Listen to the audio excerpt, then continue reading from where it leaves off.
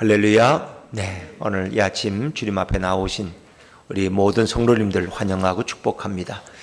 오늘도 주님의 평화가 코로나의 위기 속에서도 우리를 지키시고 인도하실 줄로 믿습니다. 우리 현대인들에게 종교란 무엇이라고 과연 생각될까요? 어떤 사람들은 종교를 가진 사람들은 대개 다른 사람에 비해서 좀 나약한 사람들, 뭔가 좀 잠을 잘 이루지 못하고 작은 일에도 번민하는 사람들, 그리고 마음의 심지가 약한 사람들. 그래서 그 사람들은 뭔가 의지할 대상이 필요하기 때문에 종교를 의지하고 종교를 믿는 거 아니냐 이렇게 생각합니다. 또 대개 종교를 가진 사람들은 뭔가 인생이 좀 무서워서, 뭔가 좀 두려움을 피하고 싶어서, 뭔가 좀 미래가 너무 두려워서, 뭔가 좀 의지할 대상이 필요하기 때문에, 아니면 현실과 맞서는 것이 너무나 힘들기 때문에 현실로부터 도망하기 위해서 어떤 종교로 도피하는 사람들이 아닌가 이렇게 생각하는 그런 이들도 있습니다. 그래서 어떤 인생을 살아가는데 우리의 어떤 울타리가 돼주는, 마치 집에 가면 도둑으로부터 우리 가정을 보호하는 울타리가 있듯이 또 종교를 자기의 울타리로 삼고 살아가는 사람들. 그래서 종교인들은 되게 나약하고, 그들은 착하기는 하지만 뭔가 좀 매가리가 없고 좀 힘이 없고 나약한 사람들로 생각하는 경우가 많이 있습니다. 특별히 기독교는 그 종교 중에 더 나약한 종교로 보일 때가 더 많습니다. 제가 어릴 때부터 늘 이렇게 보면은 길거리에 이렇게 좀 다 낡은 구두를 신고 허름한 양복을 입으시고, 그리고 이제 뭘 하나 옆에다 가방을 하나 차시고, 그리고 옆에 좀 나이 드신 이렇게 할머니 권사님 같기도 하고 전도사님 같은 분이 같이 이렇게 걸어가면 저건 둘도 말도, 저건 뭐 말 안 해도 목사님 아니면 전도사님이라고 생각했어요. 왜? 그렇게 사람들이 보기에는 뭔가 좀 이렇게 좀 매가리도 빠지고 좀 나이 들고 노쇠하고 뭔가 이런 것으로 기독교의 모습이 비춰지지 않았는가 하는 것입니다. 공산당이 제일 싫어하는 종교가 기독교라고 합니다. 왜냐하면 공산당들은 뭔가 현실에 좀 불평과 불만이 많은 사람들을 접촉하기가 좋아요. 그런 사람들 선동이 잘 돼요. 왜? 불평이 많으니까. 그래서 그런 사람들의 불평을 독려해 주면서 그들과 같은 마음을 나눠주면서 그들을 공산주의로, 사회주의로 이끌어 간다는 것입니다. 그런데 이 기독교인들은 불평이 없어, 원망이 없어. 힘들고 어려우면 그것도 주님의 뜻이려니, 다 주님이 그렇게 하는 것이죠. 주님이 이유가 있어서 그러신 거죠. 이러니까 이게 선동이 안 된다는 거예요. 그래서 공산당이 제일 싫어하는 게 뭐예요? 기독교예요. 오히려 천주교나 불교보다 훨씬 기독교를 싫어해요. 그래서 한때 그런 얘기가 많았어요. 이 인터넷에 기독교에 대한 욕, 이런 뭐 비난이 막 이렇게 쌓일 때 그 많은 부분들이 북한에서 넘어온다는 거예요. 북한의 정찰국에 소속된 3,000명의 그 인터넷 하는 자들이 그거를 가지고 기독교의 얘기가 나오면 그걸 집중적으로 공격한다는 거예요. 이게 어디서 오는지 모르죠. 그래서 한국의 기독교가 무너져야지 적과 통일이 된다. 기독교가 무너져야지 저 남한을 무너뜨릴 수 있다. 이것을 북한에서도 안다는 것입니다. 그래서 기독교인들을 북한에서는 제일 싫어한다고 합니다. 오죽했으면 신천지가 한 10년 전에는 그 세력이 그렇게 크지 않았다. 한 7만, 8만에 불과했는데 무려 10년 만에 30만 명이 이랬다. 근데 거기 간 사람들이 대부분 기독교에서 나간 사람들이에요. 그러니까 기독교는 힘이 없으니까, 그죠? 신천지에서 끌고 가면 또 끌려가고, 하나님의 교회에서 또 끌고 가면 또 끌려가고, 또 구원파에서 끌려가면 끌고 가고, 이게 뭔가 나약한 게 한국 기독교의 모습처럼. 그래서 언론들도 툭하면 기독교를 때리고, 정치인들도, 정부도 툭하면 기독교가 제일 만만해 그냥. 그래서 요즘 코로나 때문에도 툭하면 단골 메뉴가 교회가 예배를 드려서 그렇다고 그 얘기를 계속 강조하죠. 물론 뭐 어느 정도 신천지나 이런 부분들의 빌미를 제공한 건 사실이지만 교회들도 아주 굉장히 노력을 하고 있다는 거예요. 그래서 마치 모든 것이 다 교회의 책임인 양 밀어붙일 때는 참 답답함을 금할 수가 없습니다. 어떻게 보면은 얼마나 이 땅에서 힘이 없고, 얼마나 자신감이 없고, 얼마나 인생이 힘들면 날마다 주님 앞에 나와 도와달라고 그러고, 잘못한 것도 별로 없는데 맨날 회개한다고 그러고, 이렇게 기도하는 자들이 기독교인들이다. 현대인들의 모습에는 뭔가 기독교인들은 나약하고 뭔가 맥 빠진 사람들처럼 보일 수도 있다는 그런 생각을 해봅니다. 저는 오늘 이 삼손이 이제 딥나라는 곳으로 내려간 그런 이야기로부터 오늘 말씀을 시작하려고 합니다. 제가 한 두 주본을 좀 뛰어넘었는데 나중에 기회가 되면 다시 나누도록 하겠습니다. 이 마노아의 가정에 하나님이 약속대로 삼손을 주셨습니다. 그 삼손이 성장했어요. 근데 삼손이 이제 청년기가 되니까 사랑하는 여자가 생겼어요. 딥나에 있는 블레셋 여인이었어요. 그래서 이 자식의 고집을 꺾을 수가 없어. 너는 이스라엘 여인하고 결혼해야지 어떻게 블레셋 여인과 결혼할 수 있느냐. 그러나 이 삼손이 그렇게 원하는 거예요. 물론 거기엔 하나님의 섭리가 있습니다만은. 그래서 부모가 이제 삼손과 함께 딥나라는 블레셋의 한 동리로 내려갑니다. 근데 거기 가서 삼손이 잠시 포도원 숲을 거닐다가 사자를 만나게 되는데 그 사자가 아주 거친 젊은 사자고 숫사자입니다. 그러니까 젊은 사자 중에서도 숫놈은 굉장히 강하다는 겁니다. 그건 누가 감당할 수가 없어요. 또 사자라는 것은 모든 동물의 왕이 아닙니까? 그 젊은 사자가 아무런 무기도 없고 아무런 준비도 안 된 삼손에게 달려들을 때 삼손이 과연 그것을 어떻게 감당할 수 있겠습니까? 자, 우리 오늘 성경 5절 말씀을 다시 한번 읽어볼까요? 오늘 본문의 5절 말씀입니다. 같이 읽죠. 시작. 삼손이 그의 부모와 함께 딥나에 내려가 딥나의 포도원에 이른즉 젊은 사자가 그를 보고 소리 지르는지라. 아멘.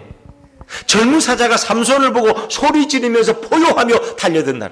여러분, 이 사자가 한번 포효하면 동물들이 도망을 못 간다는 거예요. 발이 얼어붙어서. 그런 걸 생각하시. 근데 그 포효 소리에 과연 삼손이라면 기절하지 않았겠느냐 하는 거예요. 삼손도 그 수사 앞에서는 어쩔 수 없었을 거예요. 그런데 삼손은 아무것도 몸에 가진 무기도 없었고 그 사자를 막을 어떤 보호막도 없었지만 그때 놀라운 것은 여호와의 영이 삼손에게 임하였다는 거예요. 아주 빠른 사자의 몸돌림보다 더 빨리 여호와의 영 성령이 삼손을 휘어삼았다는 거예요. 자, 그럴 때 여호와의 영은 큰 사자보다 더 강하고 신속하게 삼손에게 힘과 건세를 부어주었습니다. 자, 삼손은 과연 그 사자를 어떻게 무찌를 수 있었을까? 우리 6절 말씀을 한번 또 자막에서 읽어볼까요? 6절입니다. 6절 시작. 여호와의 영이 삼손에게 강하게 임하니 그가 손에 아무것도 없이 그 사자를 염소 새끼를 찢는 것 같이 찢었으나 그는 자기가 행한 일을 부모에게 알리지 아니하였더라. 아멘. 여호와의 영이 삼손에게 임하였는데 그는 손에 아무것도 없었어요. 그 사자를 어떻게 찢었어요? 염소 새끼 찢듯이. 사실 여러분 아무리 장사해도 염소 새끼를 찢을 수 있겠어요, 그게. 그러니까 이건 대단한 괴력을, 힘을, 권세를 삼손이 갖게 되었다는 것입니다. 물론 이 일은 삼손이 홀로 있을 때 경험한 일이고 부모에게 알리지는 아니했다는 것입니다. 그러니까 염소 새끼 찢는 것처럼 찢었다는 표현은 오늘날로 표현해 보면은 헤어진 옷을 갈기갈기 찢듯이 삼손이 그 사자를 찢어버렸다는 거예요. 뼈를 부숴버리고 그 가죽을 손으로 찢어버렸다는 거예요. 자, 우린 이 모습을 보면서 어떤 생각이 드십니까? 여호와의 영이 임하면 오히려 삼손이 좀 거친 삼손이 좀 부드러워지고 온유해져서 그러면 사자 앞에 좀 살려달라고 이러지 말자고 우리 평화롭게 지내자고 우리 협정을 맺자고 좀 이렇게 무릎 꿇고 사정하는 게 온유한 삼손의 태도가 아닐까요? 성령이 임한 사람이면 좀 온유하고 부드러워야지. 그래서 산상수훈에도 온유한 자가 복이 있나니 그렇잖아요. 근데 삼손의 모습은 사자보다 더 강한 자가 되어서 그 사자를 찢어버릴 수가 있느냐는 거예요. 이러면 안 되는 게 아닌가요? 여호와의 영 성령은 사랑의 영이 아닌가? 용서의 영이 아닌가? 자비의 영이 아닌가?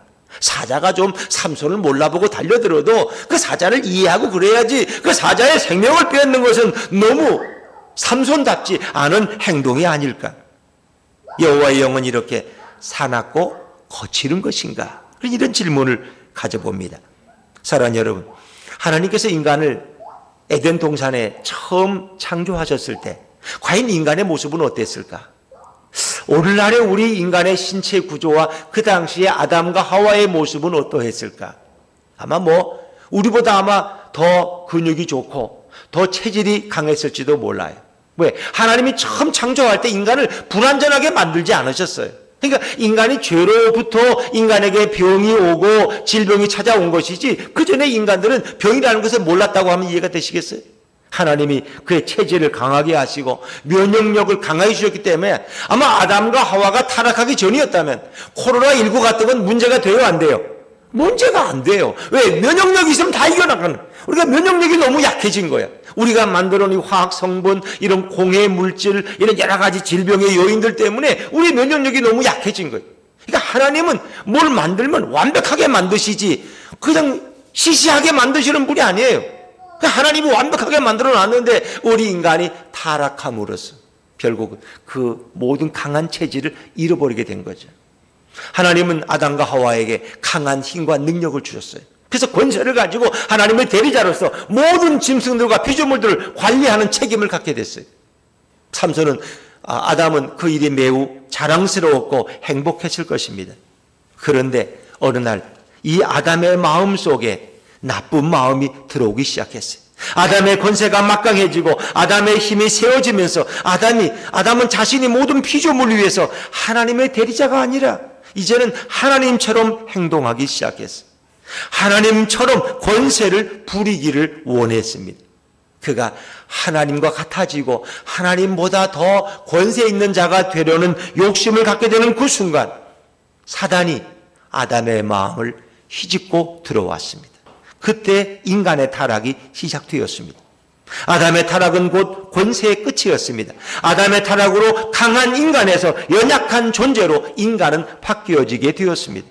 아담의 타락으로 모든 인간들은 그때부터 병들고 아프고 늙고 죽어가는 악순환을 반복하게 됩니다. 여러분, 하나님이 창조하신 처음에 보세요.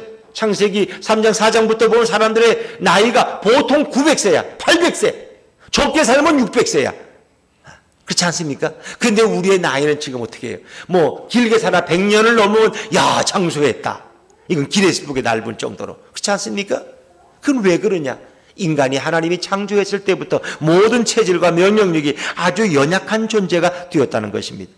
타락한 인간은 자신의 몸에 있던 모든 강한 능력이 빠져나가고 면역체계가 무너져버리고 갈 때보다 더 휘청거리는 나약한 존재가 되어버렸습니다. 작은 바이러스에도 대체하지 못하고 결국 죽음에 이르는 존재가 되어버렸습니다. 그러니까 인간은 타락으로 영혼만 타락한 것이 아니라 몸과 건강까지 다 잃어버리는 끔찍한 결과를 가져오게 되었던 것입니다.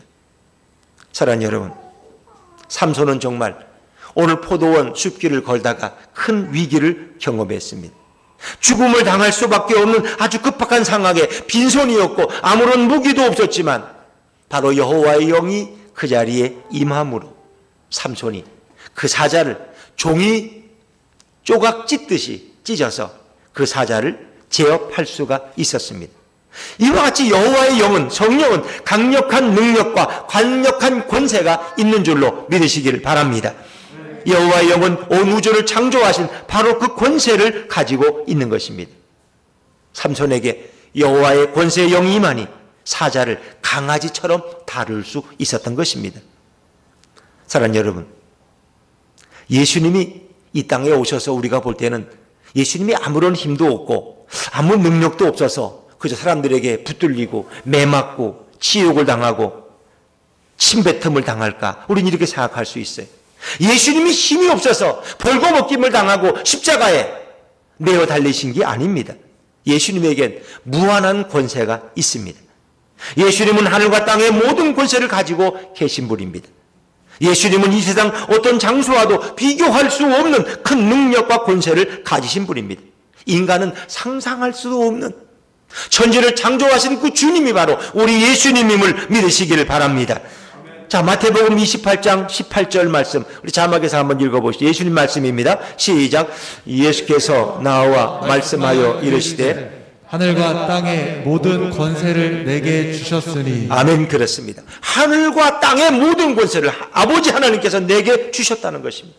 예수님은 바로 그 권세를 가지고 이 땅에 오신 것입니다. 그분이 바로 예수님이십니다. 이게 삼손에게 여호와의 영이 임해서 가진 그 권세와 예수님이 근본적으로 가진 권세는 사실 비교될 수가 없는 것입니다. 삼손이 갑자기 하늘로부터 임하는 큰 힘과 권세로 사자를 염소 새끼 죽이듯이 쉽게 쳐 죽일 수 있었던 것은 여호와의 영이 임했기 때문입니다. 여호와의 영이 임하면 연약한 자도 큰 힘을 발휘할 수 있습니다. 그래서 삼손이 사자를 찢어 죽인 사건은 앞으로 오실 메시아가 큰 힘과 권세를 가지고 오실 것을 예표해 주시는 말씀인 것을 믿으시기를 바랍니다. 바로 이 땅에 예수님이 오실 때, 그래서 여기서 삼손의 일면은 이 땅에 오실 예수님의 모습을 우리에게 보여주고 있는 것입니다. 어떤 강한 인간이나 삼손도 예수님의 힘과 권세와는 비교할 바가 되지를 못합니다. 자, 요한복음 17장 2절 말씀을 한번 우리 자막에서도 읽어볼까요? 시작. 아버지께서 아들에게 주신 모든 사람에게 영생을 주게 하시려고 만민을 다스리는 권세를 아들에게 주셨음이로소이다. 아멘. 모든 사람에게 영원한 생명을 주게 하시려고 만민을 다스리는 권세를 아버지께서 내게 주셨다. 아들에게 주셨다. 이 예수님의 고백입니다. 예수님은 만민을 다스리고 통치할 권세를 가지고 계십니다. 예수님은 천하 만민을 다스릴 수 있는 힘과 권세를 가지신 분이 바로 우리 예수님이십니다. 그러면 예수님의 힘이 도대체 얼마나 세실까? 예수님의 권세는 어느 정도로 클까? 예수님의 힘은 인간의 힘과는 비교할 수가 없는 것입니다. 예수님은 피조물의 허약한 권세를 가지신 분이 아닙니다. 예수님의 권세는 하나님과 동등한 권세를 가지신 것입니다. 온 우주 만물을 순식간에 말씀으로 창조하신 분이 바로 우리 예수님이십니다. 예수님이 없이는 세상은 지은 바 되지 않았습니다. 예수님은 온 우주 만상, 곧 세상을 입으로 창조하시던 큰 권세와 능력을 가지신 분입니다. 삼손은 손으로 큰 사자 한 마리를 쳐 죽였지만 예수님은 말씀으로 순식간에 전 세계 모든 사자를 다 쳐 죽일 수 있는 권능과 권세를 가지고 계신 분입니다. 예수님에게 이런 하나님과 동등한 신적 권세가 있기 때문에 예수님이 마음만 먹으면 온 우주를 새끼손가락으로 들어 올릴 수 있는 분이 바로 우리 예수님이십니다. 예수님의 신성은 하나님과 동등하기 때문에 하나님과 동등한 권세와 힘을 가지고 계신 분이 예수님이십니다. 그럼에도 불구하고 예수님은 우리가 성경에 보면 어떻습니까? 그분의 이제 고난의 길을 걸어가는 모습을 보면 그분은 힘없이 세상들에게 끌려가서 매를 맞으시고 신문을 받으시고 그리고 침뱉음을 당하시고 그리고 나약하게 십자가에서 죽은 그런 연약한 예수님으로 보이지 않습니까? 예수님은 힘이 있음에도 불구하고 자신의 힘과 권세를 왜 사용하지 않으셨을까요? 예수님은 큰 권세를 버리시고 인간들에게 매를 맞으십니다. 예수님은 큰 힘을 내려놓고 인간들에게 조롱을 당하십니다. 예수님은 자신의 모든 능력을 스스로 다 버리시고 십자가를 지고 골고다를 힘들게 한 발자국 한 발자국 지치게 몸으로 올라가십니다. 그러다가 쓰러지기도 하십니다. 만약 예수님이 자신의 권세와 힘을 포기하지 않으셨다면, 내려놓지 않으셨다면 그분은 결코 유대교 장로들과 랍비들에게 조소를 당하거나 뺨을 맞질 않아도 될 겁니다. 로마 병정들에게 손과 발을 십자가에 못 박히지 않아도 능히 되었을 것입니다. 그러나 예수님은 단 한 가지 이유 때문에 인간들을 죄에서 구원하시기 위해서, 인간들에게 생명을 주시기 위해서 자신의 막강한 권세를 일부러 내려놓으시고 고난의 길과 죽음의 길을 자청하셨습니다. 그분이 바로 우리 예수님이십니다. 요한복음 10장 18절 말씀을 자막에서 한번 다시 읽어봅니다. 시작. 이를 내게서 빼앗는 자가 있는 것이 아니라 내가 스스로 버리노라.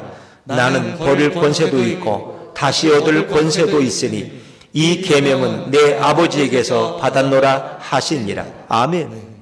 나는 스스로 버렸다. 버릴 권세도 있고 다시 얻을 권세도 있으신 분이 누구냐? 바로 우리 예수님이십니다. 모든 권세와 힘이 부족하거나 없는 것이 아니고 빼앗긴 것도 아닙니다. 오직 인간들을 살리고자 스스로 모든 권세를 다 내려놓으셨고 버리신 분이 바로 우리 예수님이십니다. 그래서 유대 장로들과 랍비들은 예수님을 오해합니다. 저 예수가 저 갈릴리 나사렛의 거짓 선지자인데 저 힘도 없고 능력도 없으니까 이렇게 매를 맞고 끌려가잖아. 저렇게 수욕을 당하잖아. 그래서 예수님이 십자가 달리셨을 때 지나가던 행인들이 뭐라 그럽니까? 예수를 비우시면서 너가 남은 구원하였을 때 자기를 구원하지 못하는구나. 너가 거기서 뛰어내리면 내가 너를 믿겠다고 그들은 당당하게 예수님을 비난하지 않습니까? 그러나 예수님은 그렇게 하지 않으셨습니다. 저와 여러분의 구원을 위해서, 예수님은 이 땅에 큰 권세와 능력으로 오셨습니다. 예수님은 종종 자신이 메시아임을 드러내기도 하셨습니다. 자신의 막강한 권세와 능력을 종종 지하들에게 보여주기도 하셨습니다. 예수님이 한 번은 갈릴리 바다를 이제 지하들과 함께 배를 타고 건너가시는데, 뭐 쉽게 말하면 호수지만 워낙 넓기 때문에 갈릴리는 바다라고도 부르고 호수라고도 부릅니다.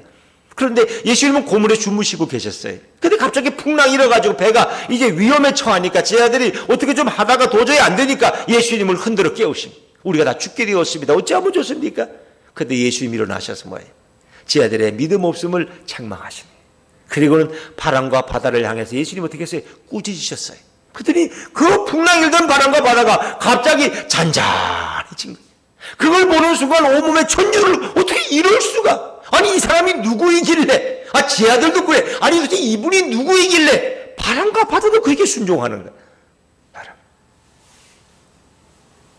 생각 있는 분들은 코로나의 광풍이 우리 인간의 죄 때문에 왔다 그래요.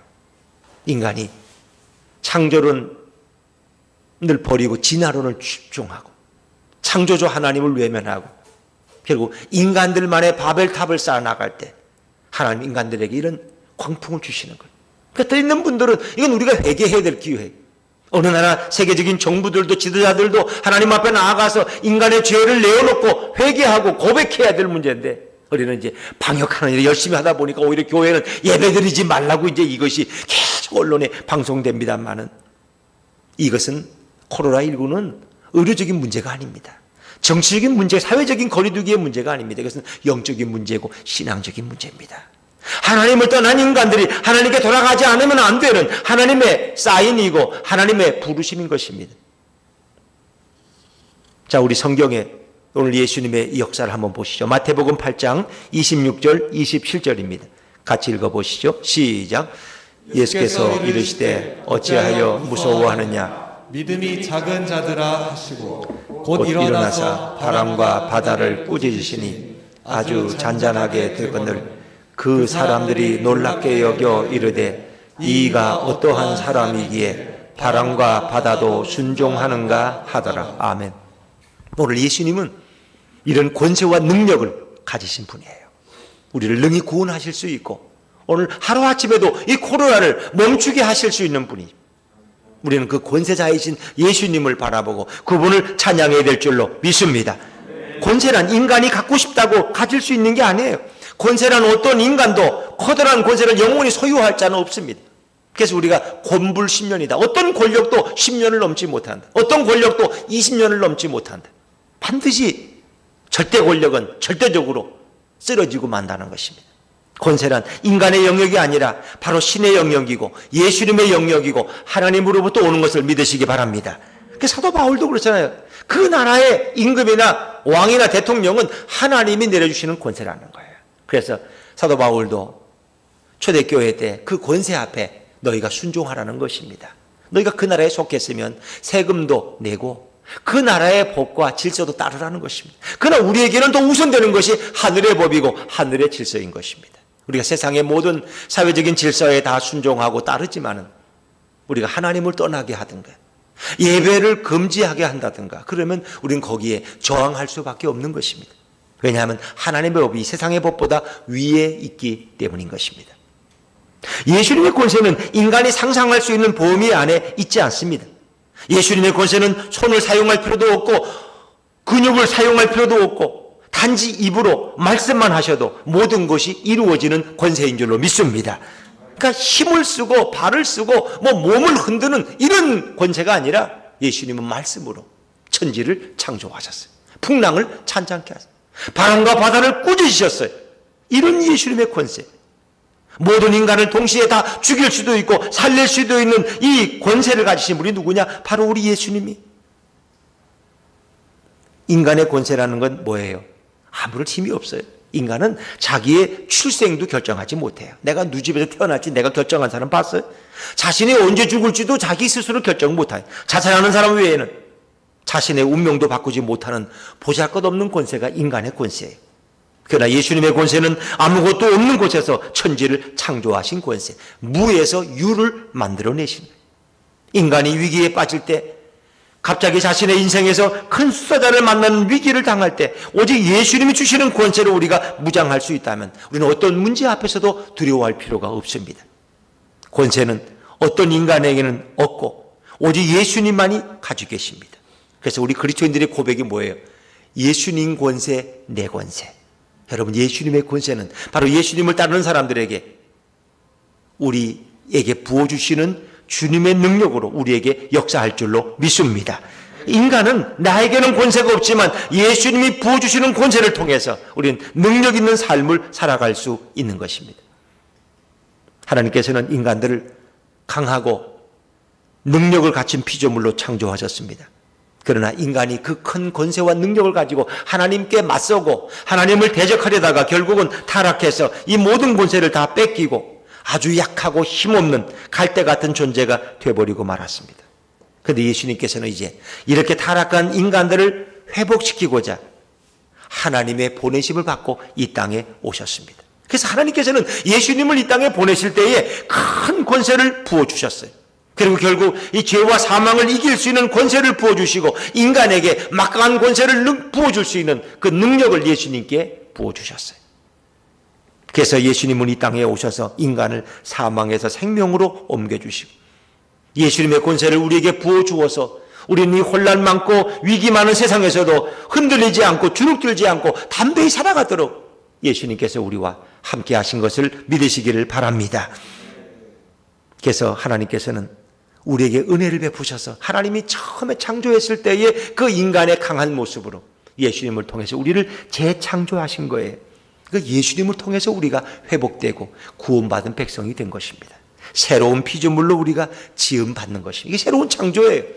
누구든지 그리스도 안에 있으면 이전 것은 지나갔고 이젠 새로운 피조물, 새로운 존재가 된 것입니다. 세상에서 오해를 가장 많이 받은 사람이 삼손입니다. 우리가 이제 이렇게 그림 일기나 이렇게 아이들 보는 뭐 성경 동화 보는데 보면 삼손을 그러면 다른 사람보다 그냥 키가 하나 더 높아. 그냥 왜 덩치가 크고 어릴 때부터 그냥 힘이 장사고 이런 것으로 삼손을 그리는 경우가 많은데 우리가 이런 성경적인 생각을 통해서 보면 삼손은 큰 근육과 큰 뼈와 큰 키의 사람이라고 볼 수는 없습니다. 람보와 같은 그런 근육을 가진 근육질의 사람도 아닙니다. 어찌 보면 삼손은 우리와 같은 평범한 사람이었을 것입니다. 그러나 여호와의 영이 그에게 임할 때 하나님께서 그에게 힘과 권세를 주실 때 참으로 삼손은 사자도 무찌르고 나귀 턱뼈 하나 가지고 블레 사람 1,000명을 동시에 무찌르는 이 어마어마한 일을 행하지 않습니까? 아마 여호와의 영이 임하면 아이라도 장수가 될 수 있어요. 여인이라도 사사가 될 수 있어요. 그래서 새벽에 보면 이 드보라 사사라는 남자들도 못하는 일을 여자 드보라 사사가 하고 야일한 여인은 그 적장에 관자놀이에 뭔가 말뚝을 박아서 죽게 만드는 이런 엄청난 일을 어떻게 해낼 수 있겠어요? 하나님이 그런 힘과 능력을 주셨기 때문이다. 이것은 사람의 힘이 아니라 여호와의 힘이고 예수님의 권세와 힘인 줄로 믿습니다. 그래서 예수님이 함께하면 가장 나약한 자라도 헤라클레스를 능가하는 큰 힘과 권세를 가질 수 있습니다. 여호와의 강력한 힘이 임하면 사자와 들소와 코끼리도 강아지처럼 다룰 수 있는 것입니다. 삼손은 앞으로 오실 예수님의 권세와 힘을 자신의 몸으로 미리 체험하고 경험한 자가 바로 삼손입니다. 그러니까 삼손이 얼마나 행복한 자입니까? 앞으로 오실 메시아의 권능과 권세를 경험하고 느낀 자가 바로 삼손입니다. 삼손의 큰 축복은 힘이 아니라 메시아의 권능에 대한 예표적인 경험이고 느낌입니다. 신의 권세, 예수님의 권세, 그것을 경험한 자가 바로 복된 삼손입니다. 여호와의 영이 임하면 바로 오늘 우리도 삼손 같은 권세 있는 자가 될 줄로 믿습니다. 성령이 임하면 우리가 권능을 받는다 그랬어요. 이는 힘으로 되지 아니하고 능력으로 되지 아니하고 오직 나의 영으로 되느니라. 오직 성령이 너에게 임하면 너희가 권능을 받고 권능. 그렇습니다. 성령이 임하면 우린 힘 있는 자가 될 수 있고 권세 있는 자가 될 수 있습니다. 주눅드는 자가 아니라 쫓겨다니는 자가 아니라 우리는 고개를 들고 힘있게 예수의 복음을 담대히 전할 수 있는 하나님의 사람들이 될 수 있는 줄로 믿습니다. 모든 현대인들은 기독교를 나약한 종교라고 생각하는 경우가 많습니다. 자기를 의지하기 어려우니까 새벽마다 하나님 앞에 가서 뭘 달라고, 뭘 또 그렇게 회개할 게 많아가지고 매일 또 회개의 기도를 드리고 그런 사람들을 기독교인이라고 생각합니다. 그러나 여러분, 기독교는 가장 힘 있는 종교 아닙니까? 가장 강한 종교가 바로 기독교 아닙니까? 세계에서 가장 강한 민족이 로마 민족입니다. 전 세계를 거의 지배했어요. 그런데 그 강한 로마가 결국 굴복한 것이 어디 앞에 굴복했어요? 기독교 앞에 굴복했습니다. 원형 경기장에서 한 주간에 수천 명, 수만 명을 사람들을 죽이고 사자의 밥이 되게 했던 그런 나라가 로마였습니다. 그러나 그 거칠고 강한 로마가 결국 기독교 앞에 무릎을 꿇지 않습니까? 결국 콘스탄틴, AD 313년에 콘스탄틴 대제가 결국은 기독교를 국교로 공포하지 않습니까? 왜? 자기의 어머니가 아주 독실한 크리스찬이에요. 그래서 이제는 기독교인들을 핍박하지 말고 오히려 우리 모든 로마인들이 다 기독교를 우리의 종교로 받아들이지 않은 거예요.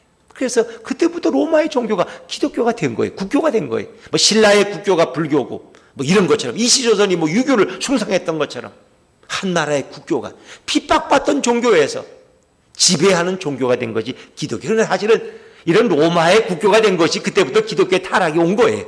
그래서 교황들이 권세를 가지고 돈을 가지고 물질을 가지고 결국 타락하게 만든 것이 권세를 가지면서 문제겠죠. 바른 권세가 아니었기 때문에. 그래서 로마의 교황은 왕들을 임명하고 왕들을 자기 앞에 무릎 꿇리는 그런 세상의 권세를 자랑했지만 그들은 오히려 하나님을 떠나는 그런 부끄러움을 가지게 되었던 거죠. 여러분, 예수님의 권세는 저 죽의 장막이었던 중국의 문을 열고 기독교를 비판하는 공산당에서 이제는 중국의 기독교인이 미국을 능가하는 숫자를 가지게 되었다. 그러나 아직도 완전히 중국의 자유가 있는 건 아니에요. 종교의 자유. 지금 3자 교회가 있는 거고 감시와 감독을 받고 있는 것이지, 그럼에도 불구하고 중국의 기독교인의 숫자가 미국을 능가한다는 걸 생각해 보세요. 결국 그 철의 장벽인 중국이 결국 기독교 앞에 결국 문을 열 수밖에 없었다는 것이죠. 예수님의 권세를 받아들이면 예수님의 권세의 도움으로 우리는 능력 있는 인생을 살게 됩니다. 그러나 우리가 예수님의 권세를 외면하면 결국 가장 거친 입만 갖고 있으면서 가장 나약한 인생, 비겁한 인생을 살 수밖에 없는 것입니다. 세상에서 겁 많은 개가 가장 많이 짖는 것처럼 예수님의 권세를 받아들이지 않으면 날마다 살아갈 세상이 무서워서 입을 뒤집어 쓰고 한숨 짓고 우는 그런 인생이 될 수밖에 없습니다. 그러나 누구든지 예수님의 권세 앞에 나오면 예수님의 권세를 맛보면서 예수님의 권세를 삼손처럼 경험하는 복된 인생을 살게 될 줄로 믿습니다. 하나님이 우리를 지켜주십니다. 다니엘을 보십시오. 사자굴에 던져졌지만 거기에도 하나님의 영이 임해서 결국 다니엘을 보호하시지 않습니까? 다니엘 세 친구 사드락과 메삭과 아벳느고가 풀무불 속에 던져졌지만 세 사람을 집어넣었는데 네 사람이 거느리고 있어요. 그 한 사람이 누구예요?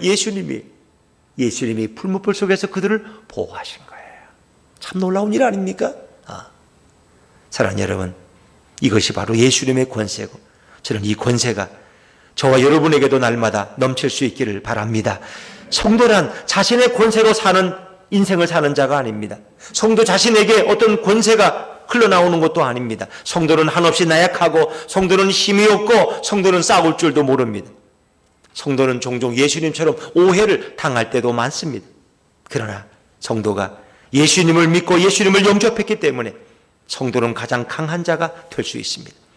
예수님은 자신의 권세로 나약하고 힘이 없고 오해를 받고 애매하게 모함받는 모든 성도들을 향해서 자신의 큰 권세와 날개를 펴주십니다.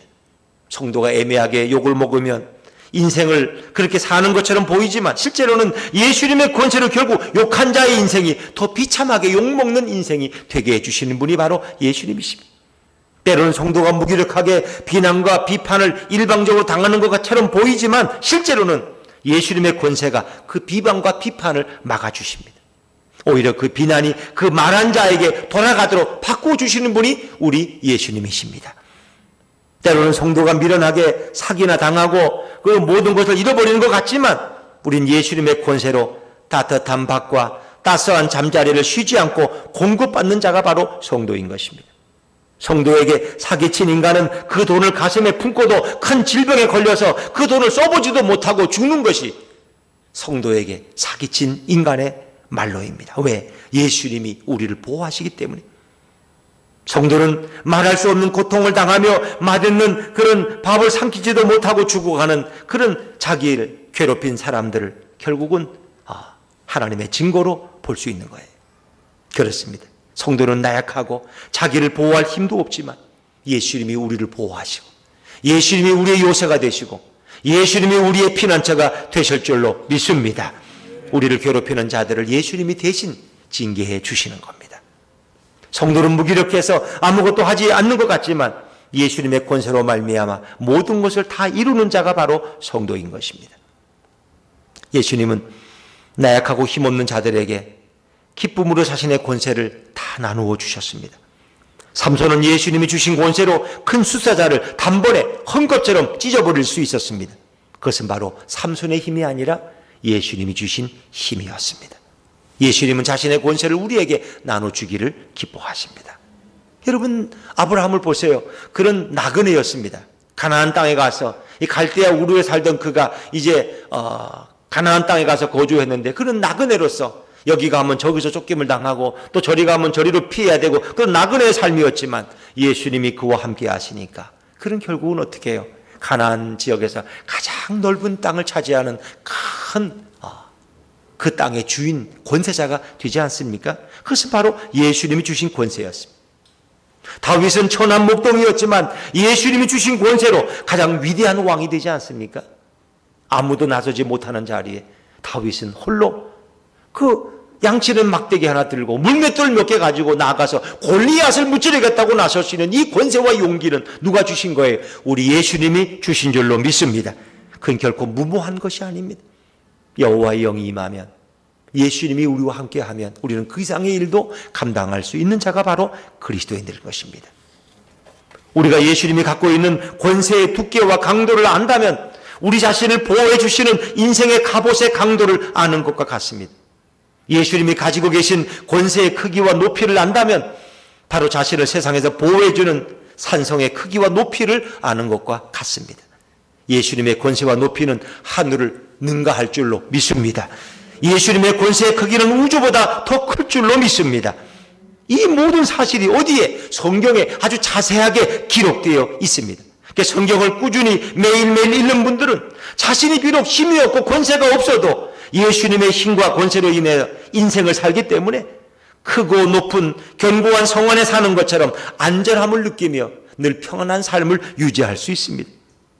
그런 사람은 강하고 튼튼한 갑옷을 입고 전투에 임하는 용사처럼 두려움이 없고 쫓기지 않습니다. 담대하게 인생을 사는 성도가 될 수 있습니다. 이런 성도는 가장 든든하고 가장 편안한 인생을 웃으며 살아갑니다.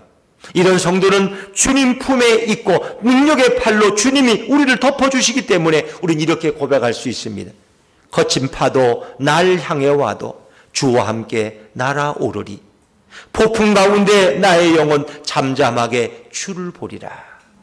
우리는 어떤 풍랑 속에서도 두려워하지 않습니다. 주님과 함께 우리는 하늘을 날 수 있는 존재라고 오늘 찬양하지 않습니까? 성경에 나타난 예수님의 권세를 모르면 성경을 읽지 않는 사람들은 인생을 살면서 누가 쫓아오지 않아도 날마다 쫓기는 인생을 살아갑니다. 두려워하며 늘 숨는 부끄러운 인생을 살아갑니다. 성경을 통해 예수님을 발견한 성도들은 세상에서 가장 담대한 자들이고 넉넉한 인생을 살아갈 수 있습니다. 이 세상에는 단지 두 부류의 인생만 존재합니다. 첫째는 예수님의 권세로 당당한 자가 있고, 둘째는 예수님의 권세를 알지 못하기에 늘 비굴하게 위축되며 살아가는 삶이 있습니다. 우리 예수분교회 성도님들은 예수님을 바로 알고 예수님의 권세로 무장해서 오늘도 내일도 당당하게 승리하며 주님을 찬양하며 걸어가는 인생의 승리자들 다 되시기를 주의 이름으로 축원합니다. 축원합니다.